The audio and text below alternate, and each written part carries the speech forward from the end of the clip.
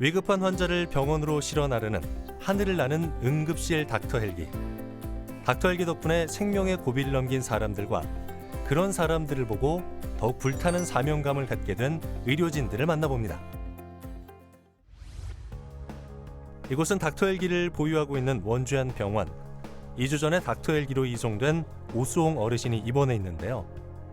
두 다리가 나무에 깔려 중증 외상을 입었던 어르신. 동해에 거주 중이라는 오수홍 어르신은 어쩌다 이곳 원주까지 오게 됐을까요? 때는 12월 27일 운항통제실로 닥터 헬기 출동 요청이 들어왔습니다. 산에서 벌목을 하다가 통나무에 다리가 깔리는 사고가 벌어졌다는데요. 강원도는 18개 시군 중 15곳이 응급의료 취약지인데 어르신이 거주 중인 동해도 마찬가지였습니다. 동해에는 중증 외상 응급 환자를 치료할 만한 기관이 없던 것이죠. 하지만 계속해서 출혈이 일어나고 있는 환자는 1분 1초가 급한 상황.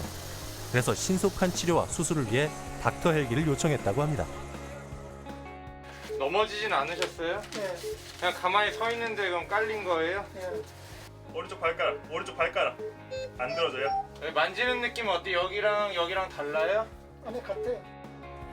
딱 1시간, 중증 외상 환자의 골든타임입니다. 다행히 어르신은 닥터 헬기 덕분에 원주의 권역 응급센터까지 약 25분 만에 도착해 골든타임을 지켜냈습니다. 지금 환자 상태가 좀 어떤가요? 일단은 환자분은 농촌 지역에서 이제 겨울철에 이제 땔감 같은 거를 마련하려고 이제 벌목 같은 거를 하시다가 이제 나무를 베면서 그 나무가 다리를 덮쳐서 다리 쪽 이제 발목이랑 발목 위쪽 부분을 이제 내리 누르면서 발생한 사고로 인해서 오셨고요. 아무래도 골절은 기본적으로 가지고 계실 것 같고요. 이제 그 이상의 이제 근육이라든지 신경, 혈관 등의 이제 손상까지도 파악을 해서 필요하면 치료를 해야 되는 것이라서 당장 그쪽에서는 수술적 처치가 어렵기 때문에 저희 외상센터 쪽으로 의뢰가 되게 됐습니다. 사고가 일어나고 8일 뒤 현재 어르신은 수술을 마치고 열심히 회복 중이라는데요. 그날 그곳에서 무슨 일이 일어났던 걸까요? 뭐 개울대 나무도 하고 작업하다가 그게 땅이 안 내려오고 중간에 그 옆에 나무에 걸렸거든. 이렇게 넘어갔으니까 이 밑으로 일어나가지고 탁 끊으니까 그만 확 끊어지면서 나를 요 치매고 요 눌려버린 거예요. 그 눌려가지고 뭐 좀 혼자서 못했죠. 막 소리 지르다가 안 돼가지고 이제 등산 오는 사람들이 이제 보고 소리 질러가지고 119를 또 신고해가지고 그래서 119 구조했죠. 자칫하면 다리 한쪽을 잃을 수 있을 만큼 큰 사고였지만 구조대원의 빠른 판단과 닥터 헬기의 신속한 출동 덕분에 어르신은 건강을 지킬 수 있었습니다. 그 큰 병원을 갈 상황이 안 됐었나 봐요. 우리 그 시골에서는 그 조그마한 병원이 그 조그마한 병원이 있지만 큰 병원에 가려면 다른 데로 가야죠. 그럼 지금은 좀 어떠세요? 많이 아프세요? 괜찮으세요? 지금 진통은 좀 덜해요. 운전사분 조종자 그러면 두 분이던데 하고 감사해요. 저래서 그때 살려주려고 오는 게 얼마나 감사한지. 뭐 그날 그 직서에 못한 게 죄송한 거다. 이번엔 닥터 헬기 의료진들을 만나러 가볼까요? 어르신의 감사 인사가 들리기라도 한 건지 닥터 헬기 팀 전원이 둘러앉아 이야기를 나누고 있었습니다. 알고 보니 오늘은 바로 항공의료팀 회의날. 매번 이렇게 모두가 모여 보다 신속한 출동과 안전한 이송 방법들을 고민한다고 합니다. 어르신 문을 열어주고 이제 안내를 하는데 요거 전에 중요한 게 뭐냐면은 요즘 보면 앰뷸런스들이 어디에 그 와야 될지를 모르는 경우들이 가끔 있어요. 그래서 상당히 위험하거든. 운항관리사 선생님께서 뭐 연락이 만약에 되면은 그때 이제 접근을 좀 하지 말고 내부 안전지역으로 좀 있다가 와달라는 식으로 하는 것도 좋을 것 같고 금년도에 한번 그런 부분을 리플렛을 한번 전체적으로 공유를 하는 게 어떤가. 혹시 남아있는 리프레이트 있으면 네. 그거는 우리가 이렇게 뭐 고무줄 같은 거를 뭉쳐놨다가 출동했을 때 거기다 주고 오고 그 소방에 가져가서 좀 보시라고. 지금까지 강원 닥터 헬기가 수많은 응급 환자들을 살릴 수 있었던 이유, 그건 바로 닥터 헬기 팀 모두가 현재 상황에 안주하지 않고 한마음으로 하루하루 끊임없이 노력했기 때문이겠죠. 더 많은 환자를 살릴 수 있게 해주는 닥터 헬기는 환자뿐 아니라 의료진들에게도 참 고마운 존재라고 합니다. 항공 운항팀이랑 또 이렇게 소통, 공유 이런 것들이 중요한 것 같아요. 맞나요? 네, 우선은 같이 하는 임무이기 때문에 저희가 출동을 하게 되면 기장님과 그리고 준비해준 정비사 선생님 그리고 운항관리 선생님들이 또 어디에 가고 어떻게 가고 그런 것들 다 관리해 주시기 때문에 서로 같이 의논하고 얘기하는 게 되게 중요합니다. 닥터 헬기는 실제적으로 현장에서 환자가 발생하고 아니면 어떤 지역의 조그만 응급실에서 발생했을 때 빠른 이송과 적절한 치료를 위한 거고요. 저희가 헬기 임무를 함으로써 실제 그 골든 타임 안에 환자들이 좀 사망하시지 않고 그리고 어떤 그런 질환에 의해서 장애나 그런 게 남지 않고 빠르게 회복하셔서 퇴원하실 수 있게 하는 것이 저희의 목표입니다.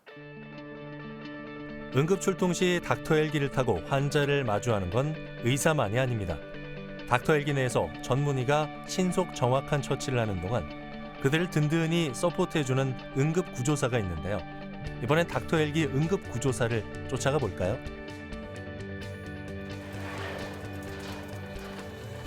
아니 선생님, 방금 회의가 끝났는데 지금 또 어디 가시는 거예요? 지금 이제 실습 학생들 안전교육하기 위해서 올라왔습니다. 아, 교육이 또 있군요. 네. 우리가 환자 인계를 받을 때는 헬기가 이렇게 착륙해 있을 거고 그 실제로는 이렇게 멈춰 있어서 잘 보이지만 돌아가게 되면 아예 안 보여요. 그래서 뒤쪽으로 접근하는 건 위험하기 때문에 항상 우리는 옆으로 가운데로 90도로 해서 들어갈 거예요. 현직 응급구조사 훈련 겸 실습 학생 교육의 자리.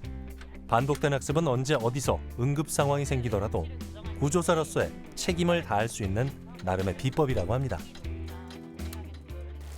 당겨서 그래서 이렇게 미끄러지듯이 떨어지지 않도록 쭉 당겨서 받으시면 돼요.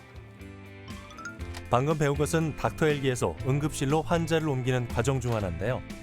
서툴지만 의연하게 긴장감을 내린두르고 방금 배운 것들을 차근차근 따라하는 학생들. 카메라가 있는데도 떨지 않고 무사히 교육을 소화해냅니다. 뒤에서 지켜보는 선배도 뿌듯하겠죠? 패드 조작법이 조금 어색하지만 그래도 이 정도면 아주 잘한 것 같습니다. 오늘 이렇게 닥터 헬기를 만나서 안전교육을 해봤어요. 오늘 어떠세요? 생각했던 것보다 되게 까다롭고 신기했던 것 같습니다. 아무래도 위중한 환자들을 태우는 헬기다 보니까 조금 긴장이 되지만 사명감이 더 생긴 것 같습니다. 교육이 끝난 후에도 응급구조사는 헬기에 남아 의료기기를 점검합니다. 와, 선생님 이렇게 교육하시는 걸 제가 이렇게 봤는데 이 장비까지 설치를 또 하셨어요. 이 장비 어떤 장비인가요? 이 장비는 이제 환자 감시 모니터 장비와 제세동기가 같이 붙어 있는 장비인데요. 또 환자 활력 징후, 혈압, 맥박, 그리고 이제 산소 포화도, 호흡수 이런 것들을 파악하기 위해서 장착하는 장비입니다. 이거는 이제 산소 포화도 측정기인데요. 네. 이렇게 손가락에 살짝 끼워주시면 네. 여기에 산소 포화도가 나타나요. 그래서 지금 99%니까 네. 산소 포화도가 정상이시고 어느 정도 산소 포화도가 떨어지면 위험한가요?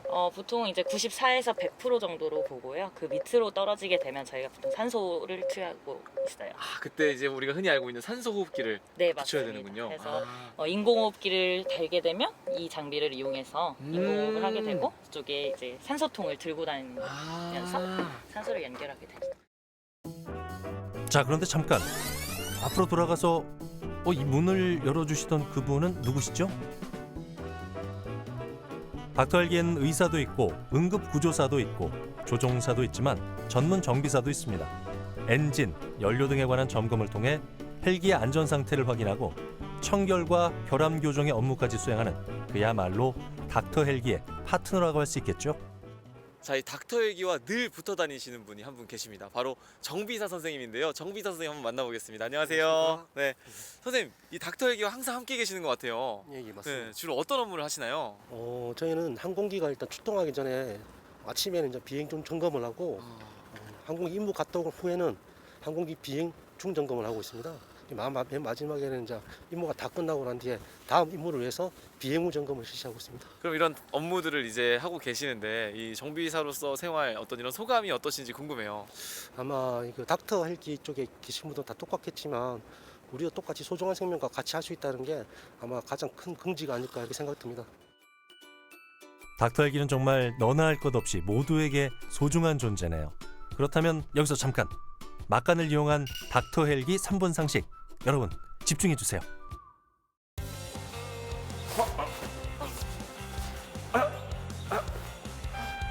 뭐야? 응급환자. 여보세요? 닥터 헬기 보내주세요. 지금 여기 응급환자. 닥터 헬기. 닥터 헬기는 일반인이 요청할 수 없습니다. 닥터 헬기는 병원이나 보건소 같은 의료 유관기관, 그리고 119 구조대나 해양 경찰 같은 구조기관의 요청에 응하는데요. 일반인의 경우 닥터 헬기의 도움이 필요하다면 119 신고를 한 뒤 현장 구급대원에게 헬기 요청을 문의하면 됩니다. 네, 신입 의료진 김성호입니다. 네? 응급 상황이요? 네, 알겠습니다. 지금 바로 가겠습니다. 모든 의료진이 누구나 탑승 가능한 건 아닙니다. 닥터 헬기는 일반적인 교통수단이 아닐 뿐더러 헬기 내부에 의료약품 및 기기들이 빼곡하게 있기 때문에 교육과 훈련을 마친 의료진들에 한해서만 탑승 가능합니다.